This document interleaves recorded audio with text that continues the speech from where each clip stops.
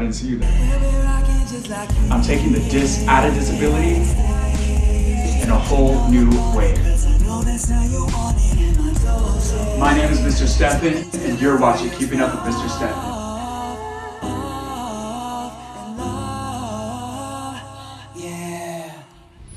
What's up, you guys? Keeping Up with Mr. Stephen, Season 1. I'm here for it. I'm ready for this. Let's do it.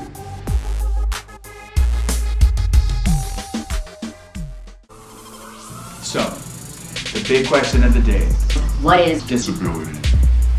First of all, there are so many different categories. But anytime you hear me talking about disability, I'm usually referring to people with moderate to severe intellectual and developmental disability. These are disabilities like autism, Down syndrome, cerebral palsy, intellectual disability, which used to be referred to as mentally retarded.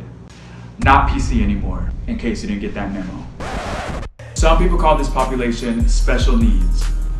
This is also the population of people who oftentimes get special education services. And for anyone who hasn't figured it out by now, I am, wait for it, a special education teacher. So this is very serious.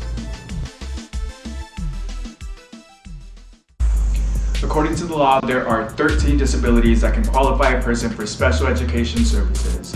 And I'm about to list those out for you.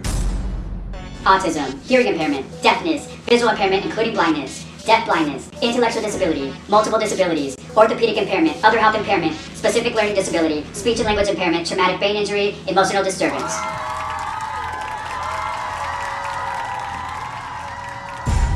JK, I read my cue cards. Obviously this is a lot to break down and I'm not even going to try at this point because that's doing too much. Reel it in. The fact is that the label doesn't really matter anyway. Every person with a disability is unique in the same way that every Mexican is unique. The label can definitely carry a little bit of weight. I mean, I do love some rice and beans. Don't even get me started on the homemade tortillas. Guacamole. I am so here for this, I can't even explain it to you right now. This is crazy.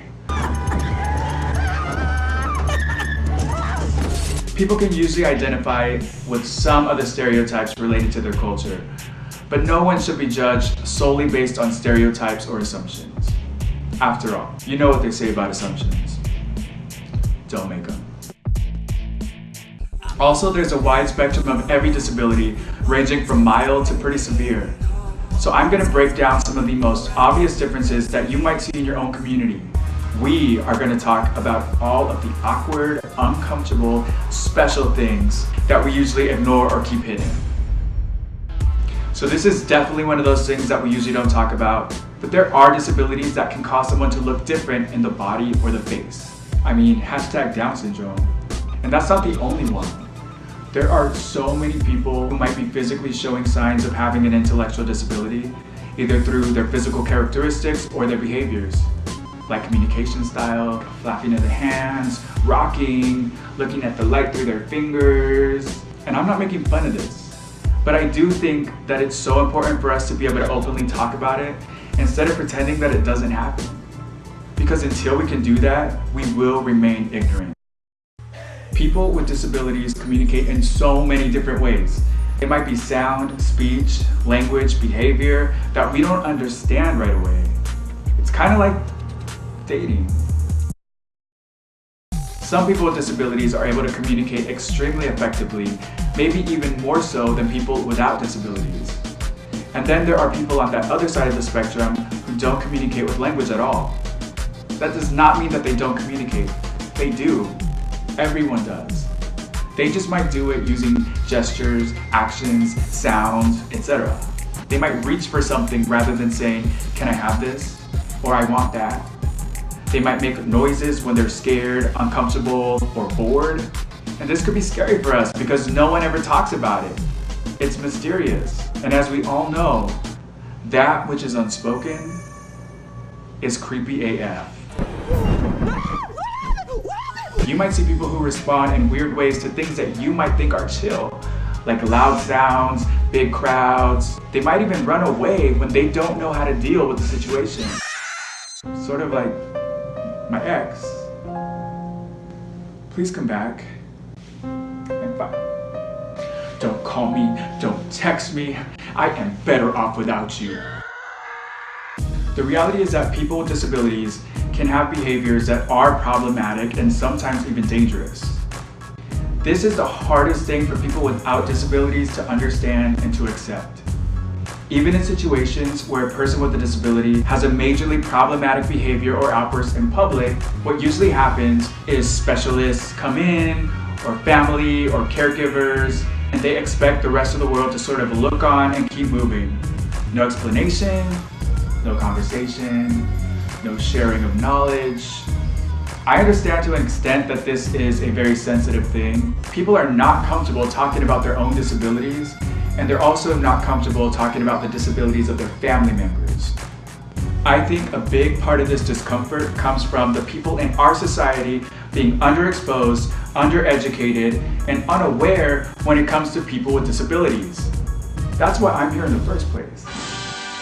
If we as a community cannot talk about disability, whether it's because we're uncomfortable, afraid to offend somebody, or nervous to use the wrong words, then we are not moving toward a more diverse and inclusive future. The reality is that you might feel uncomfortable sometimes, and you might use the wrong word here and there. You might even offend somebody. But those things are all part of learning, and they're all part of growing. As a person who is immersed in this population, it is crazy to see the level of hate, prejudice, and ignorance that still exists in our society around intellectual disability. I believe that our responsibility as human beings is to carry the next generation into something bigger and better than we could have ever imagined. Let's change the world together, starting here and starting now. If you have questions or comments related to intellectual or developmental disability, or if you just want to keep on keeping up, then you can find me online at Facebook/Mr. Stephan Official. You can like, comment, and subscribe on YouTube by searching Keeping Up with Mr. Stephan, or you can visit my website at mrstephanofficial.weebly.com for even more ways to keep up. If you like the music featured in this episode, that's great. It's me. You can visit my music site for links to all of my social media under my stage name Evan Torres at evantorres.weebly.com. Look out for my first ever full-length album, Till the Wheels Fall Off, in spring 2019.